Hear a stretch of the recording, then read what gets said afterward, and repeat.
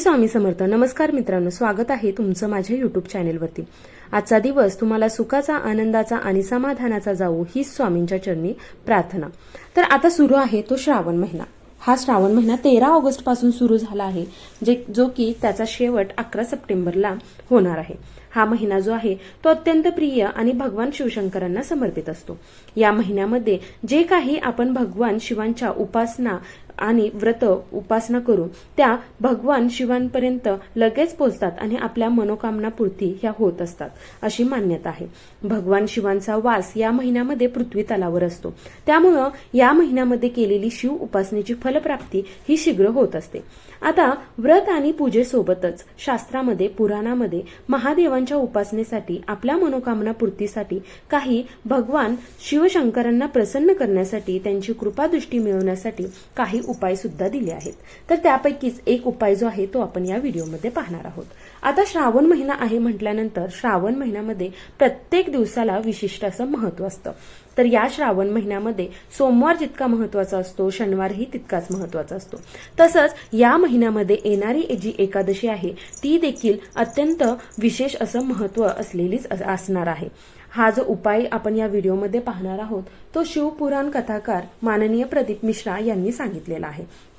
तर हा उपाय जो आहे तो तुम्ही वर्षभरातील कोणत्याही एकादशीला करू शकता, परंतु श्रावण महिन्याला विशेष महत्त्व असल्यामुळं त्या महिन्यातल्या एकादशीला देखील विशेष महत्त्व आहे. आणि या महिन्यातल्या जर एकादशीला तुम्ही हा जर उपाय केलात तर भगवान महादेवांची कृपादृष्टी ही तुमच्यावर होणार आहे आणि तुमची जी इच्छा आहे, तुमची जी मनोकामना आहे ती शीघ्र फल तुम्हाला मिळणार आहे. त्या उपासनेचं तुम्हाला शीघ्र फल असं मिळणार आहे. तर हा कोणता उपाय आहे तो उपाय आपण या व्हिडिओमध्ये पाहणार आहोत. तर हा जो व्हिडिओ आहे तो स्किप न करता शेवटपर्यंत पहा. चॅनेलवर नवीन असाल तर चॅनेलला सबस्क्राईब करा आणि त्याचबरोबर बेल आयकॉनला देखील प्रेस करा, जेणेकरून चॅनेलवर येणारे नवीन व्हिडिओ तुम्ही मिस करणार नाही आणि या व्हिडिओला हाईप देखील नक्की द्या. तर आता मित्रांनो, हा जो उपाय आहे तो करण्यासाठी तुम्हाला 1 तांब्या पाणी आणि 7 बेलपत्र ही लागणार आहेत. हा जो उपाय आहे तो श्रावण महिन्यातल्या एकादशीला तुम्हाला करायचा आहे. हा उपाय केल्यामुळे तुमच्या आयुष्यामध्ये लक्ष्मीची वृद्धी होणार आहे, म्हणजे आर्थिक परिस्थिती तुमची सुधारणार आहे, पैशांची भरभराट होणार आहे आणि आपले जे अनावश्यक खर्च असतात किंवा चुकीच्या ठिकाणी पैसा खर्च होतो तो देखील थांबणार आहे. तुमच्या मागे जर शत्रुपीडा असेल, घरामध्ये वास्तुदोष असतील, त्यामुळे जर तुमची कामे अडखळत असतील, कोणती कामे होत नसतील, एखादं काम आहे ते घडता घडता जर काम पूर्ण होता होता ते होत नसेल, पैसे कुठे अडकलेले असतील तर ती सर्व कामे तुमची दूर होणार आहेत. कुंडलीतले दोष असतील त्याचं देखील निवारण होण्यास मदत होणार आहे.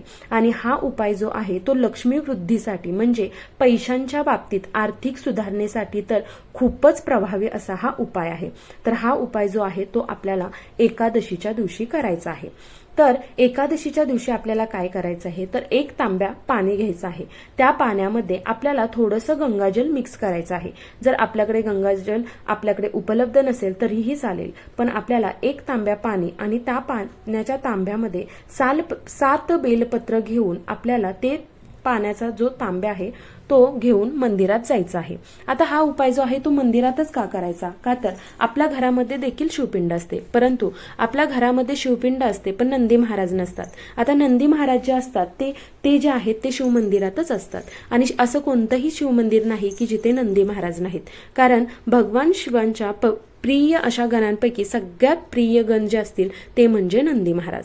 आणि नंदी महाराजांजवळ बोललेली जी इच्छा आहे ती थेट भगवान महादेवांजवळ पोचते. भगवान महादेवांचं दर्शन घेण्यापूर्वी आपल्याला नंदी महाराजांची परमिशन घ्यावी लागते. त्यासाठी नंदी महाराज जे आहेत ते शिवपिंडी समोर प्रवेशद्वारातच शिवाभिमुख बसलेले असतात. त्यामुळं जर भगवान शंकरांना प्रसन्न करायचं असेल तर आपल्याला नंदी महाराजांना देखील प्रसन्न करावं लागेल. तर आता हा उपाय करताना आपण जो 1 तांब्या पाणी आणि त्याच्यामध्ये 7 बेलपत्र घेऊन आपण मंदिरात जायचं आहे. आता नंदी महाराज महाराजांची मूर्ती पाहिली तर त्यांचा एक पाय जो आहे तो पालता आणि दुसरा पाय असा वरती असतो, वरती उचललेला जो पाय असतो. आता जो उचललेला पाय आहे त्या पायावरती आपल्याला त्या तांब्यातील जल अर्पण करायचं आहे. आपण जो तांब्या घेतलेला आहे त्याच्यामध्ये 7 बेलपत्र घेतलेले आहेत, त्यातला जल जे आहे ते आपल्याला नंदी महाराजांच्या पायावरती अर्पण करायचं आहे आणि त्यातील जी 7 बेलपत्र आहेत ती शिवलिंगाचं पूजन केल्यानंतर आपल्याला ती 7 बेलपत्र जी आहेत ती बेलपत्र आपल्याला शिवलिंगावरती अर्पण करायची आहेत. मित्रांनो, हा उपाय जर तुम्ही केलात तर घरामध्ये पैसा टिकतो, लक्ष्मी वृद्धी होते आणि चुकीच्या ठिकाणी जो पैसा आपला खर्च होतो तो खर्च होत नाही. त्याचबरोबर शिवलिंगावरती जो आपण इतर एकादशीला जर शिवलिंगावरती जर तुम्ही जल अर्पण करत असाल तर त्यावेळी तुम्ही स्वधा स्वधा स्वधा असं 3 वेळा बोलायचं आहे.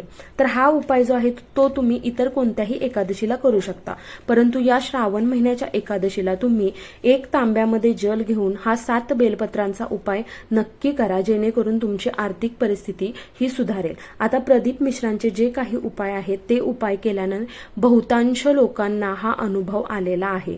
तर तुम्ही देखील हा उपाय नक्की करा आणि तुमचा अनुभव कमेंट बॉक्समध्ये जरूर लिहा. हा व्हिडिओ तुम्हाला आवडला असेल तर जास्तीत जास्त लोकांपर्यंत शेअर करा आणि कमेंट बॉक्स